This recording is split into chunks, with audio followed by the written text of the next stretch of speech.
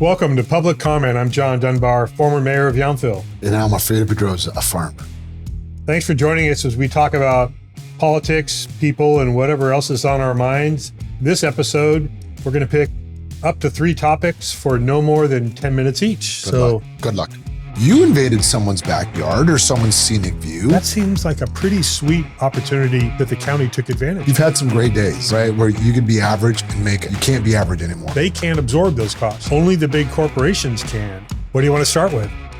Well, I think we should do Skyline Park, John. I've got a cheat sheet. Let's do it. I know. You're prepared. So, what's going on over there, John? I haven't been paying attention. Well, you should explain it because I think you were still on the Board of Supervisors when this was an issue. It's been over 10 years. Yeah, it was. So go ahead. Tell us all about it. I'm glad you asked, John, because another example of, people taking credit for something.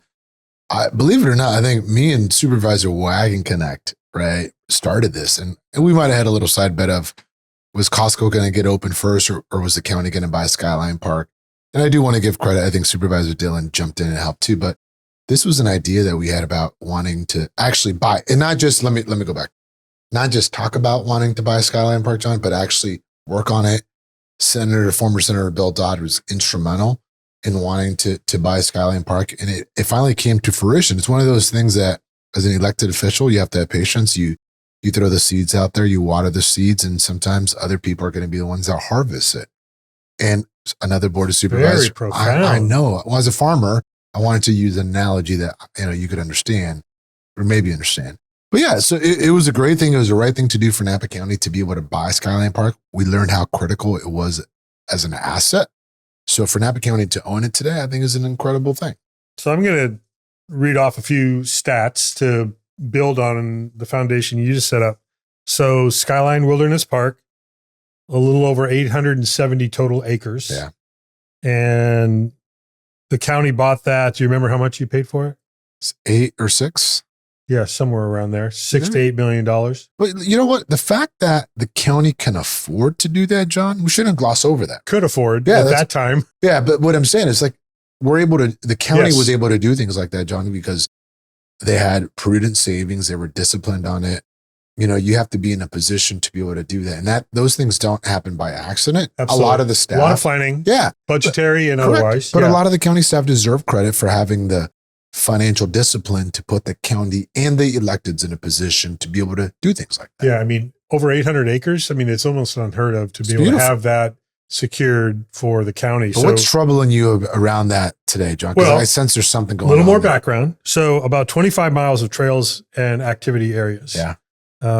And is run by the Skyline Park Citizens Association. Yeah. So the challenge has been lately, people are realizing that this used to all be owned by the state. The county was able to buy all but 5 acres from the state. And from the very beginning, if I recall correctly, the state said, we are reserving the 5 acres on a basically flat parcel adjacent to, I think it's Imola. We're keeping that to build affordable housing. You can buy the rest. Yeah. The county wanted to buy the entire thing, including those 5 acres. The state said, no, if you want to do this deal, we're keeping the 5 and we will eventually build housing on it. The county agreed with that deal. And so not only did they purchase the land, and they've been planning, I think, off and on for years now, because this has been several years, but also the county correctly then committed that 5 acres into their housing plan for their state required RENA allocation. They were apparently allowed to do that so that the county got credit for those housing units. That's the way I read the information.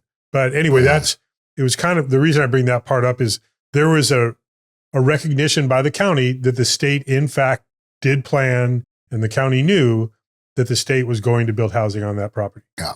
So now there's pushback about allowing it to be built on. NIMBYism, John. Are we going to agree on this one today? We might. All right. Well, look, I don't remember all the details as well as you do, but what I can tell you is where you are correct.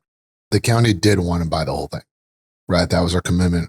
Our goal at that time, and I think it's still consistent with the board, is if you can preserve the whole thing and we're in a financial position to do so, let's do it. So I think the county did try, hearing residents' concerns, but at the same time, you can't let the perfect get in the way of good, right? And when the state, who was the seller, right? So did people want us to say, we're going to walk away because the state doesn't want to sell us a 5 acre? You don't want any of the other 800 plus acres because of that 5. Well, they still would have done the 5, right? So anyone out there complaining, 1 + 1 still equals 2. But guess what? They might have built on more than 5. True. So this, to your point, that this was a good purchase. The state has every right to say what they're going to do with their lands. And if you don't like it, call the governor, right? Or run for state office, right? If you feel that passionate about it. Now the state has every right to do housing. I don't know if the county kept that housing site as part of their housing element. That's a little foggy to me, John. I remember there were some folks that were concerned by it. It wouldn't surprise me if they did, if that was part of the conversation with the state. So I could see that. But back then there was already, concerned neighbors saying, I don't want this to be housing. I want it to be as it is. I'm like, well, what's so special about overgrown weeds?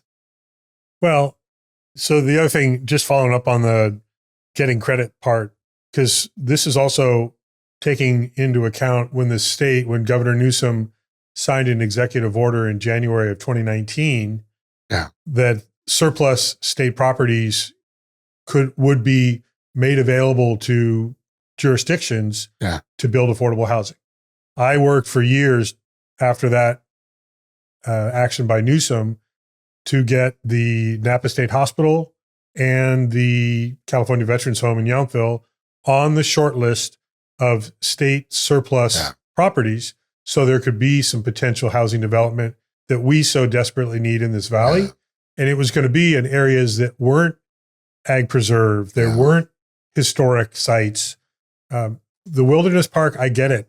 Everybody that frequents the Wilderness Park loves every single you still have over square foot 100 of acres. it. I know, John, but you may not have gotten those acres if you didn't do this deal. And there's still a real serious need to build affordable housing. And the commitment, so the state has partnered with housing developers that have a long record of affordable housing development. And they're having reasonable, I have jotted down the range of rental rates, 900 to 1,800 for a 1-bedroom, which is right in line with the average in Napa. I think the Napa City, the average is around 1,500 to 1,800 for a studio. I don't know what the square footages are, but 2-bedroom, 1,000 to 2,100, 3-bedroom, 1,200 to 2,500. So they have a mix of sizes of rental units that could allow single folks, young families, full-size families. And it's along a corridor that they've also included expanding public transit to access that site and build a 2-mile bike path that connects to the Vine Trail. I saw a little bus stop. Kate Miller will be happy. Right? A lot of elements that this is, I think, really a kind of a signature kind of project that we should be looking at in other areas. What they can do for 185 units total is what they're talking about. That's pretty significant. And it goes a long way for the county. And I believe that is correct, because the county that is the jurisdiction of the land is what the state says. You get the credit for the housing unit. So look, I don't remember that detail, but it would make sense. But I guess, where I'm at, it's like, people got to get over it. We keep talking about housing, and not to digress, but, Queen of the Valley, where I was born, is being sold. It's now Providence. And somewhere I saw a picture of Queen of the Valley when it first came to Napa, right? And everything north of Queen of the Valley was orchards. It was a bunch of vacant land. And we've talked about these stories. And I'm like, I wonder how those people felt when, Bel Air got developed, where I grew up, right? Everything was new once upon a time. So all of a sudden, people don't want housing. I'm just tired of it. When it was being proposed by Silverado, I felt bad because some of my friends were fighting. I'm like, shit, you think Silverado just plopped up and no one was around here? You invaded someone's backyard or someone's scenic view. So this point of housing works, but over there, get over it. And a message to the elected officials, don't listen to these people, right? At some point, if you care about declining enrollment in our schools, right? If you care about teachers being able to live here, if you care about law enforcement being able to live here, if you care about the social fabric of this community, you have to override some of the noise. And I do believe this is noise. And it's not like this is noise padding the county coffers. This is noise that's going to produce 183 units, right? Or 185. 185 units. And you put a multiplier of that. How many people is that are going to be able to live here, that are going to be part of their community? They're going to be going to churches here. They're going to be shopping here. They're going to be going to schools. Like, isn't that a good? Like, fundamentally, John, like, that's a good. So for those people that want it to be the status quo, get over yourself. I'm sorry. Like, and if you don't like it, move. Because that's what I would do, John. Like, where I live, if someone wanted to build an ADU because it's streamlined, I'm not going to complain about it, John. They have every right to do that. Now, did I know that was going to happen when I bought my house? No. Did I know it was a possibility? I do now. So you could say that those folks say, well, when we bought here, I didn't know that was going to be that. Well, guess what? Life is not static. It's always changing. And change is going to happen. The state, for anybody that moved to that area prior to now, the state always owned that property. Yeah. So that's a different deal anyway. But if this was, market rate, $2 million plus homes, I think there'd be a different conversation to be had because that's not serving the populations that are underserved by the housing that's around. And I also get that people are worried about second home ownership taking up all the existing housing units. That's not this either. This is going to be managed to make sure people qualify. I mean, it's happening all over the valley and it has for years. I know in Yountville, yes, most of the residential neighborhoods used to be orchards, even in Yountville. That's only 1.5 square miles total. Yeah. And it's surrounded by ag preserve. But when I moved there in 1998, I saw 3 houses in my view to the east. It was all vineyard valley floor and it was the eastern hills. When I moved out of there 2 years ago, there are probably 15 large homes out there. But that's what the law says those property owners can build. And I had no problem with it. Okay, I see a few more homes in the distance. It's still a beautiful, predominantly agricultural valley. And again, this is serving populations that we keep hearing people say aren't being served with our housing. And it's creating, like you said, the trickle-down effect of school declining enrollment, job losses, people not being able to get jobs because they can't afford to live here, traffic based on how many people commute from outside the county. So this seems like a really strong project, even though it does cost 5 acres out of over 870 total acres. That seems like a pretty sweet opportunity that the county took advantage of. Yeah. So again, the facts are that, and I know you love facts, John. So the facts are that. So for those that, they're doing town hall meetings, great as an outreach campaign, but I hope that the elected stand firm on this. This is the right thing to do. But I also hope that there's community groups that take a position to support things like this, right? Because enough of the talking, right? It's easy to put it on a mailer, John, that we support affordable housing. It's easy to say that until it actually has to get done, right? And we know the lingo too, right? A wealthy resource neighbor will say, I'm going to go use CEQA to challenge it. We've seen that dance, John. And I'm calling it out ahead of it because if it happens, I want to say I was right. Right. Fair enough. But, and I'll just mention also when I was working with the state agencies, which is General Services and Housing and Community Development on the site at the Veterans Home, I was looking to try to get 150 to 200 units built up there on a large empty parcel, part of the parcel, which is over 680 acres total. Yeah. It was unused other than grazing for deer. Yeah. And it was going to provide affordable housing for caregivers that are serving the veterans. Yeah. I mean, it seemed like a no-brainer. I ran into years of red tape, unfortunately, in Sacramento, and that's why it still hasn't been done today. But that's where the state has said, we will be a partner and provide the land. I give the state credit because they're actually leading it, John. And I think they were very wise of saying, we can be the ones that can force this onto Napa. And I think it's a good thing, right? Because look, you don't have to live in a box to understand what's happening in the world, right? You're seeing countries with declining birth rates, right? You're seeing huge societal issues when communities don't grow. like this is responsible. It's 5 acres. It's not like they wanted to take half of it and overdevelop it, right? So Napa does need to be reasonable. And I think it's a little check on us of like saying, hey, we sold you the property. Can you support 5 acres? Right. And the answer should be hell yes. So, again, to those that live there, understand that this is going to happen. And if you want to fight it, you're going to prolong it, and it's still going to happen. Yeah. Right. Well, and I think that, there needs to be a recognition that the state controls the situation.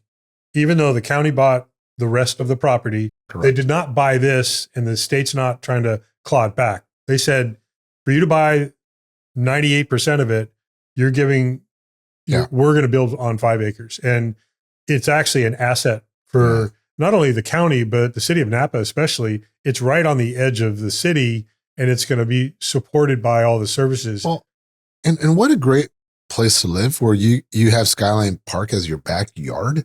Like, how cool is that, right? With close to transit, because transit's going to be there, close to schools with, Phillips schools out there, right? Like, this is smart planning. So let's see more of that. Let's move on. I just wanted to say, I look forward to this being part of the general plan. Oh, John. We haven't had anything to drink yet. So I have.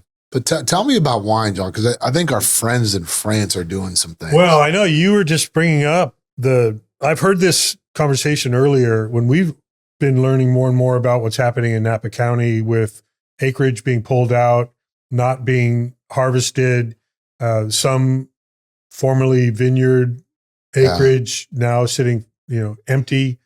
And we've been really concerned about that, obviously. But I heard at the same time in France, and especially certain regions, the government was saying you have to drop all but 1 or 2 clusters of grapes per vine to reduce the oversupply. Oof. So the government was regulating literally to the cluster how much farmers could grow, which meant how much they could produce and sell. That's a little scary. It's not very American. Very scary. Yeah. Well, it isn't American yet, but and now we're hearing that the government is willing to offer some money to vineyard owners that are willing to pull out their vines to help reduce the oversupply. So it sounds like the state created a program, right? Funded by the state to incentivize subsidized growers pulling out vines. And what I came across, I think it's 28,000 hectares, which is roughly 70,000 acres. So this, the government of France is essentially wiping out Napa plus more. Yeah. Right. We're in the 50,000 acres planted, I think. So just imagine, like, perspective. Yeah. The government is subsidizing growers to pull out their vineyards. That's crazy. Right. And I'll tell you this, look, when we were part of the Great Wine Capitals, we got to hear what other regions were doing. Right. And I think it was back in 22, I think there was other regions talking about spraying where they would make their vines go dormant to skip a harvest. Like, what is wrong with you? Like, we get every berry and squeeze juice and make wine, but they were already feeling the pinch, right? Of overproduction and changing demand. They were ahead of it. We come back home and you start hearing scuttlebutt. It's like, we're fine. We keep drinking. And then here we are now, right? We're in the middle of it, right? So it doesn't surprise me, John, because there was all these signals that other regions were going through. And that's part of why being part of the Great Wine Capitals was so valuable as an elected, because you got to hear all these things. So the fact that we're here, right? And the fact that in Napa Valley and in California, from what I know, government's not paying growers. Growers are doing it on their own, right? They're able to look at the free market and make financial decisions to make changes, right? To right size the demand and the supply side. That's America. Like, that's how we grew up. That's how it works.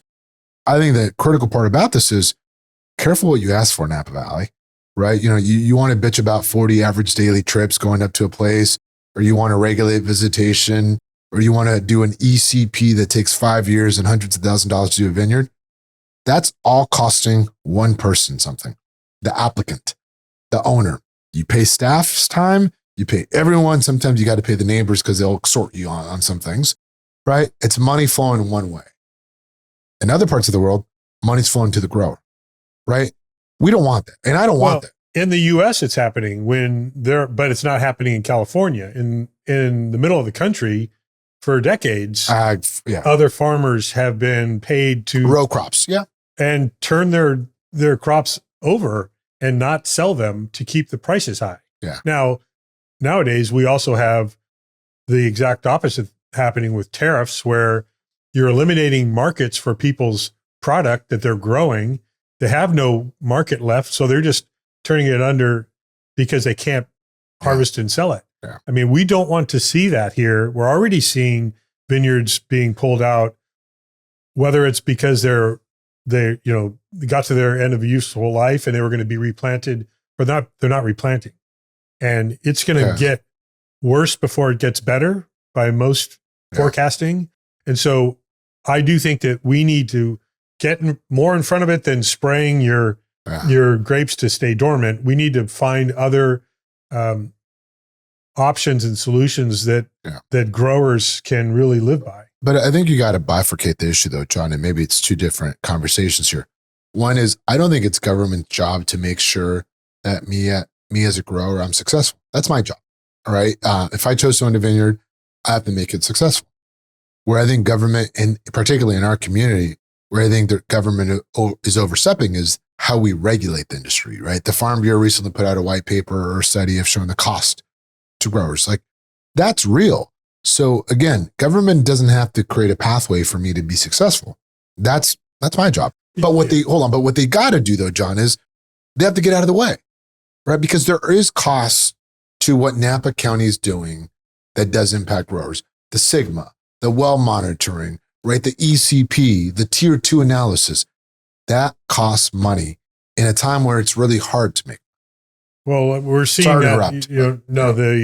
the what they're calling the joint industry paper or letter that the four. I'm deep breathing right now, John. I know you're relaxing. I'll just say general plan so you can have. I'm talking about your white paper that you guys keep talking about for years. Just brought it forward. But anyway, the point being, the industry groups are recognizing it's kind of a crisis time, and they've come together to make recommended changes to certain local regulations. Now, granted, what the Cal Poly report has also identified is, and by the way, it was Napa County Farm Bureau worked very closely with Cal Poly to help put this report together. And they analyzed small and large wine growers and the cost of regulation per acre on their various products. Yeah. And we found out it's really freaking expensive to grow grapes and other products in California. We already knew that, but they really monetized it. Yeah. And some of the revelation had to do with the amount of state and federal regulation that's out there that we don't have any local control over. It could be labor, costs and regulations. It could be environmental. It could be public health and safety, et cetera. There are some things that the county has control over, whether you call them regulations or policies. They're add-ons to all the other stuff. And all that stuff costs the grower, costs the producer, the winery, the seller more and more money. And that's where it's becoming even more challenging. It's what people have feared is that the small farmers, the family-owned operations are going to lose out. They're going to go bankrupt because they can't absorb those costs. Yeah. Only the big corporations can. And that's not what we want to see here. Well, look, before we get off the issue of like what's happening in France, I want to talk about it today just to show what we don't want to be. Right. And I love the French. I love my friend, John Charles. We both do, but we don't want to be them when we grow up. Right. Like we don't want government intervention. What I meant about bifurcating the issue, John, as you said it, there's costs, there's the additive costs. The second part is, and there's not criticism, but like we put the white paper together, and I know how hard it is, John, to bring groups together. So I'm not making light of that. But I think where we're falling short though is we're Napa fucking Valley. Like, show me the pulse, show me the heartbeat, show me the innovation. We keep talking about, Jack Cakebread and Mondavi, how, people were innovative back when they did the Ag Preserve. And we're so like, we feel so nice when we say that. Well, what are we doing today? Like, what innovative thing are we doing to make Napa, I'm not going to say great again, but to, gosh, it just flowed.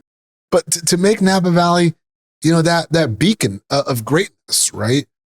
And I'm not seeing it, right? Like, yes, we should do visitation by infrastructure, but I equate that to common sense, right? Like, show me how we're going to be different, how we're mentoring the next vintner, right? I want to see the next Dave Finning, right? I want to see the next Chuck Wagner. The people that are out there doing, and I'm just mentioning names, right? But like, we got to see that. And I feel that we're not stepping into it. And I don't know if it's because people are scared of cancel culture or people just, we're too divided to try to stick your neck out. But I think Napa County does need those trailblazers, and we're not seeing them right now, John. I would compare it, and whether this is our next topic or not, it's related and it kind of flows.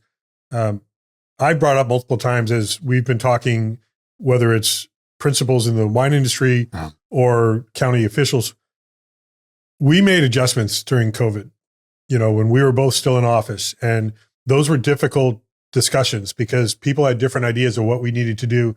And good grief, the state was changing things on a daily, hourly basis. But gee, we hadn't been through a global pandemic like that ever before. So we were figuring it out. But the point of that is people were being creative, to your point. They were being innovative about how do we support our restaurants? Well, maybe we allow outdoor dining. Oh, you can't allow outdoor dining. That's adding seats to their operation. Well, not really, because indoors closed. There ain't no seats. So, parklets. There are still parklets out there today that are serving coffee shops, restaurants. We see more outdoor like clothing stores that have apparel outside to help attract customers in. I think that tends to look kind of crowded on the sidewalks, but that's different. If there's space for it, it kind of gets back to the infrastructure thing. If you have space on your sidewalk in front of your business and you want to put a two-top out there to allow people to have coffee outside when it's a beautiful morning, what's the problem? And so finding that innovation, we're hearing people in the wine industry want fewer regulations that make it harder for them. I support that. I agree with that. But at the same time, is the industry stepping forward and leading with new ideas, with changing the way they attract people? Now, when we're recording this, we just had the Napa Valley Stream Fest. We had Farron, one of the co-creators of that, on just a few episodes ago. And they had a panel about the wine industry getting creative and innovative in attracting new and return potential buyers, but using different platforms. We're slowly starting to see some people get creative about using podcasts or social media outlets, TikTok and Instagram, which the traditional, I'll say older wine industry never did that because they didn't have to. They were selling out everything every year.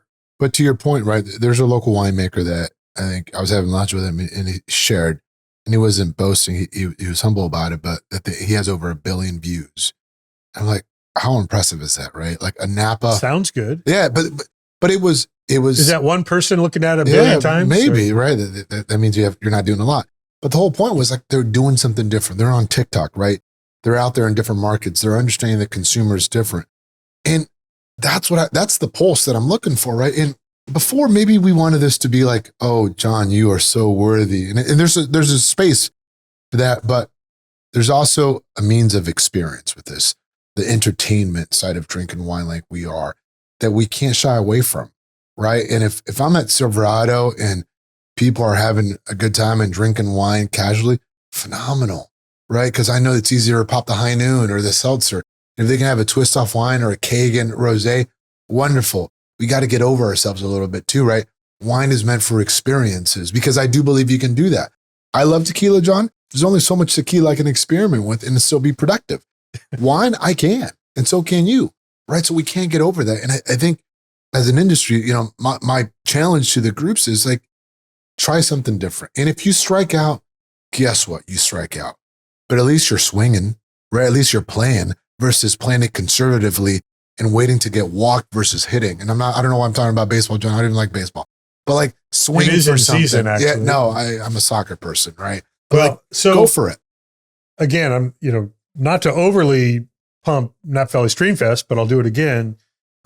Going to the opening night party, it was full of people that were recording themselves, the scenes, they were posting on various platforms, and that was generating a buzz in and of itself for the festival, but also for Napa Valley.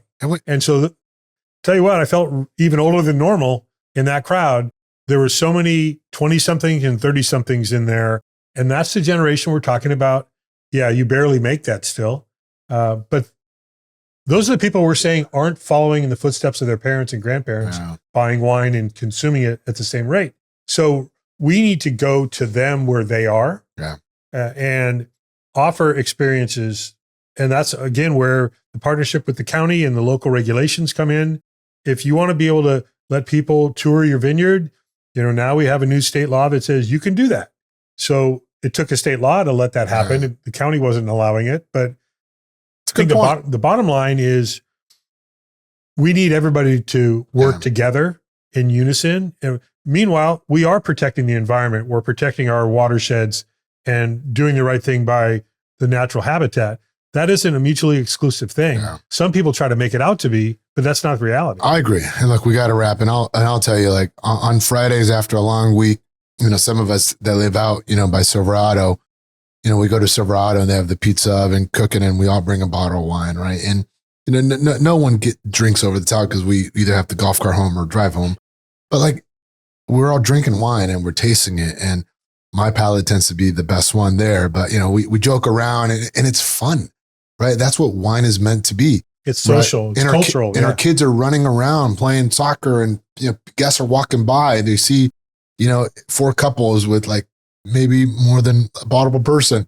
And they're all, what's going on? It's like, we're just tasting wine. And that's what wine is, right? So let's not overlook that. I just hope that we continue to have settings like that where people are still doing it. And I do think government has a role in that. And how we regulate goes back to what we do, right? But also this industry, you've had some great days, right? Where you could be average and make it. You can't be average anymore. And I'm saying that across the board. Be great. Just like we had vintners that were great, our industries have to be great. And I don't know where they're going to go. I think that it's up to them whether they step up, but I think the moment is theirs right now. I can toast to that. Cheers. Cheers. All right, John. So we talked a lot about housing and the wine industry, and like we're actually drinking wine from Sonoma today. And I'll say it's actually pretty good. And I don't want Caleb to edit that out because I want to give Don't credit. say that too loud. I want to give credit where credit is due. But where I'm trying to go with this is like, look, we often criticize government for, how bad it is. I do want to give a shout out to the state, John, right? Because what they're doing with Skyline Park, right, of saying we're leading by example. They're saying they're going to identify a property and they're going to work with the developer outside of the county. That's good government, John. And sometimes we do have to call out when things are working. And that's an example of good government saying housing is a priority and we're going to do it. And I would say that we would welcome any Napa Valley vintner that would like to sponsor our wine, that we'd be more than happy to continue to consume only Napa Valley. Correct. But I would also say, I want to give credit to the county, and I know you were part of the county at the time. Say more, John. I know. I'll say it louder and longer. Be specific, too. With Skyline Park, that was an investment in something that's of high value for Napa County to save hundreds of acres of natural wilderness that's accessible to the public. I think that was a great move. And we still have some folks that are complaining that this 5-acre parcel should also be preserved instead of looking at the great success. And I'll say it was a great success for Napa County to invest in Skyline Wilderness Park. And we need that kind of strong leadership to make what some people would consider a challenging, difficult decision. It's a lot of money, but it's also of great value. And look, I just want to be direct for a second. For all the people complaining, like, get off next door. Like, find purpose. Like, join the Skyline Association. Join something that's producing good.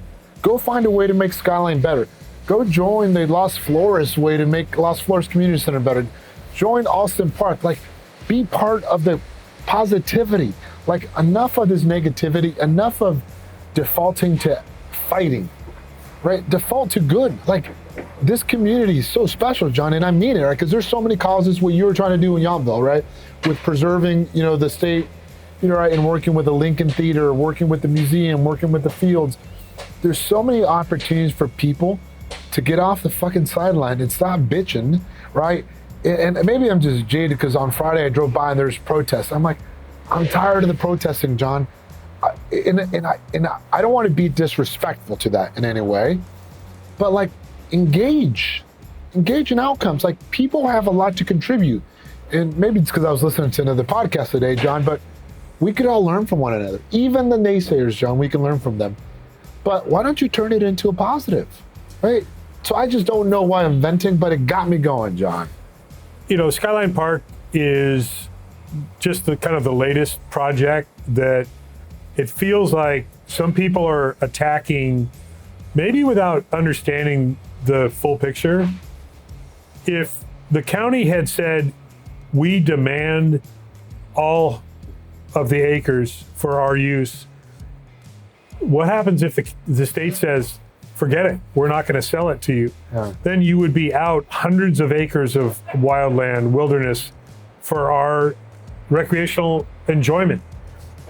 And frankly, I think that the 5-acre project to build housing is a great example of how other jurisdictions should support affordable housing. Have a smart plan, have a plan that will house lower income folks that are not represented in the full market value for housing, because it's not affordable.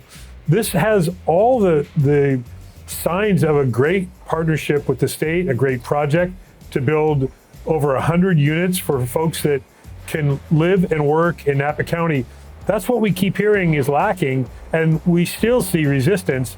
I just hope people, when they look at the facts and see the full picture, understand that it's actually a very good thing. Yeah, no, and you say that, like, when you say that, people like us, John, get it, right? I do think the majority of people get that this will be a good project because there's enough checks and balances, right, John?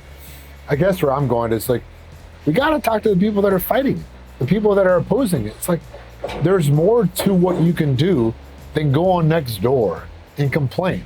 And I'm not trying to be dismissive of that cohort of people, but I was at the senior center the other day for something unrelated to the senior center, but like, I saw people volunteering. And I'm like, that's cool. Like, people are donating their time because they have something to contribute. And I do think deep down, some of the people that are fighting Skyline are bored, John. But they have something to offer, and I'm not gonna say all, most have something to offer. So how do we engage that into, like, well, then be part of something?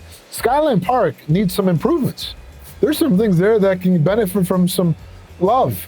Well, be part of it. So, like, the rules of engagement have to change. So I'm just, get off next door, go find something positive to do that's not bitching about something. Well, it's easy to complain, typing in, an opposition post, and then get other folks of similar mindset. It's hard to actually spend your time and energy to do positive good. Let's hope there's more of that. I agree. Cheers.